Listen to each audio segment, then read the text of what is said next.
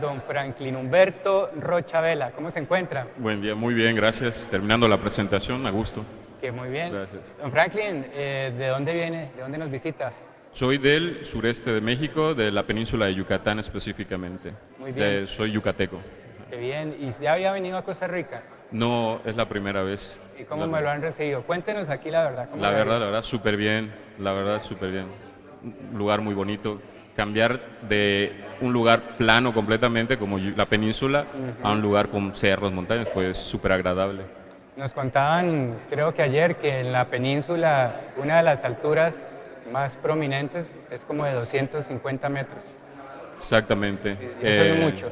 Sí, para nosotros es un volcán y se encuentra cerca de la capital, una hora exactamente donde vivo, que soy de Mérida, vivo en Mérida, es de tu casa, y es el lugar más alto que tenemos registrado. Bueno, aquí tenemos un poquito más de altura. ¿Y ediciones anteriores del Congreso ha participado?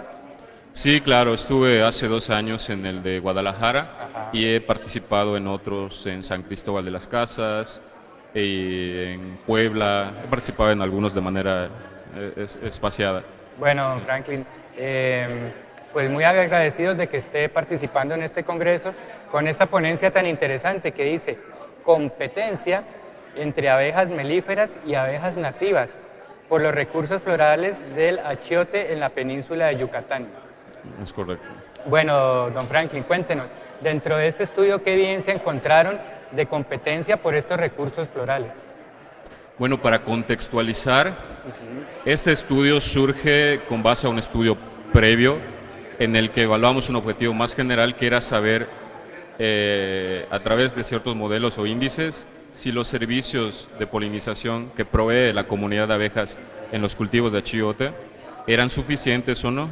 Entonces, los primeros resultados que obtuvimos era que realmente habían déficit de los servicios de polinización. Entonces, como una segunda fase queríamos saber qué factores están influyendo. La competencia pudiera ser una de esas, claro. El cambio de suelo por pérdida de cobertura forestal. Entonces, parte de esos factores de los que estamos evaluando, vine a presentar los resultados preliminares del primero que se asocia a la competencia con las abejas melíferas. Y retomando tu pregunta, ¿qué resultados encontramos? Correcto. Observamos que sí hay una competencia en la que las abejas melíferas interactúan de manera antagónica con las abejas melíferas, en la que llegan a desplazarlas de los recursos florales a través de interacciones en las que no necesariamente hay una agresividad, pero sí hay una forma de desplazamiento en la que solo el hecho de que Apis mellifera ocupe el espacio ocasiona que otra especie nativa ya no llegue o desista de llegar. U otra forma es que la abeja nativa esté ocupando el espacio y llegue a Apis y la desplace. Entonces son formas de interacción en las que observamos que sí hay un desplazamiento de las abejas nativas realmente. ¿Dentro de estas abejas nativas encontraron alguna especie que se viera más afectada por este desplazamiento? Las observaciones fueron diferentes de cada una entre las especies. Sí. Encontramos 11 especies interactuando con Apis mellifera, ¿no? Los registros fueron muy diferentes, de registros de 3 observaciones hasta registros de casi 50 observaciones. Sin embargo, el patrón es que todas pierden la interacción contra las abejas melíferas. Y parte, de hecho, de las observaciones que también realizamos era medir si el tamaño del cuerpo de la abeja, como estamos hablando de que la riqueza de especies nativas en general es muy variada, tenemos especies de tallas pequeñas, medianas, especies similares en talla a la propia Apis mellifera, hasta especies que pueden medir el doble o el triple que la propia Apis. Sin embargo, lo curioso fue que independientemente del tamaño, todas pierden contra Apis mellifera durante la interacción por el recurso floral. Qué interesante. Pensaría uno que el tamaño es muy determinante, pero si hay unas que la superan en tamaño y aún así se desplazan, ya hay un tema para estudiarle más a fondo, ¿verdad? Sí, es correcto. Eso fue muy curioso, como señales.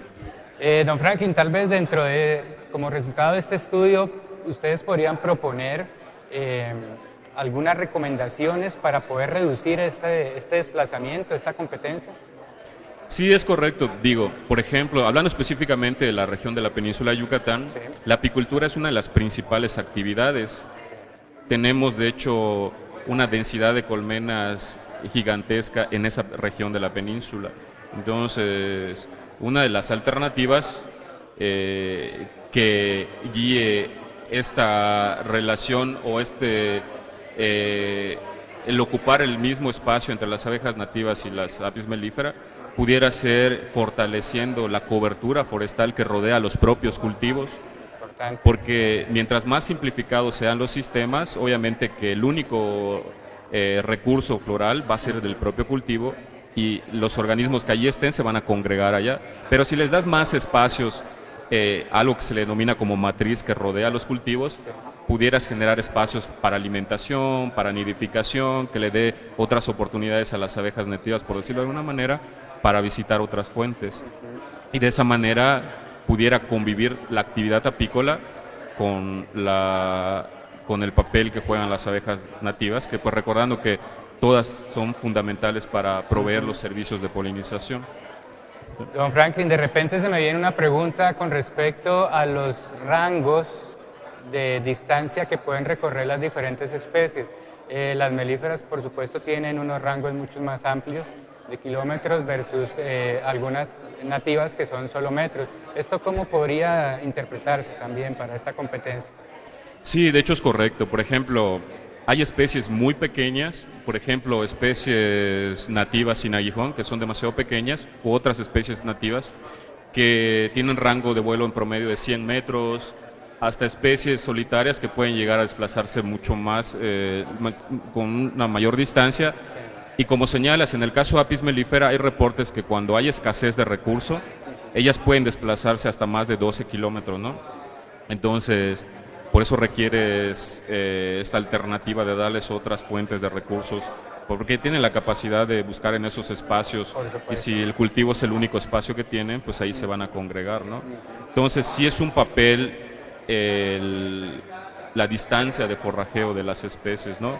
Porque Apis mellifera tiene esta capacidad de ocupar espacios más grandes.